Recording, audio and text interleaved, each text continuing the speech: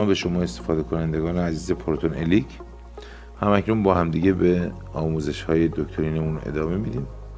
قبلا 3 درس درباره فضاهای خالی با همدیگه گذروندیم. حالا به شکل فشرده میریم سراغ فلزات. خب یه اسکن دیگه همون رو با همدیگه میریم ببینیم. این هم یک اسکن گرفته شده توسط LB8 هستش. دستگاه هر چقدر که از نظر فیزیکی با هم تفاوت‌هایی دارن، نهایتاً در صفحه نمایش هم تفاوت‌های تصاویریشون با هم دیگه دارن و نهایتاً آنالیز و شدت این سیگنالاشون به هم میتونه ولی نزدیک باشه. فلزی که اینجا میبینیم در زمانی نه چندان دور نزدیک 49 سال پیش مدفون شده به منظور آزمایش.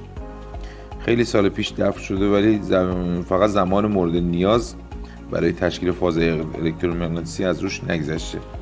خب ماهایی که به این کار علاقه داریم همیشه اینجور جاها آرزو میکنیم که چیزی که داریم جستجو میکنیم بیشتر از 200 سال و بین 1000 تا 2000 سال حتی قدمت داشته باشه. ذاتاً دفینه های بیشتر از 100 ساله تشکیل فاز الکترومغناطیسیشون کامل شده و یونیزاسیونشون به پایان رسیده و در صفحه نمایش دقیق و به شکلی که مقیاس ارزش‌گذاری ما رو به حرکت در بیاره دیده میشه. خب وقتی مکان ما رو میاریم اینجا با توجه به اینکه این جسم تازه دفن شده هستش، ارزش 1874 رو به ما نشون میده.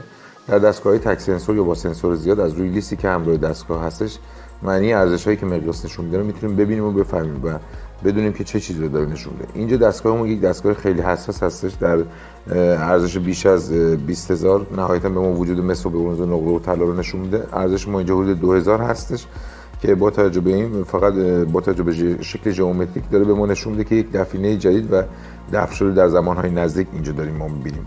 ما هر موقعی میتونیم توی اراضی و زمینای خودمون حفاری کنیم، یه چیزی رو دفن کنیم، بعد ازش همچین اسکن تهیه کنیم و همچین تصویری رو به دست بیاریم. فقط اگه دفینمون جدید باشه و جنسش حتی اگه از طلا هم باشه مقیاس اون باز حرکت نمیکنه.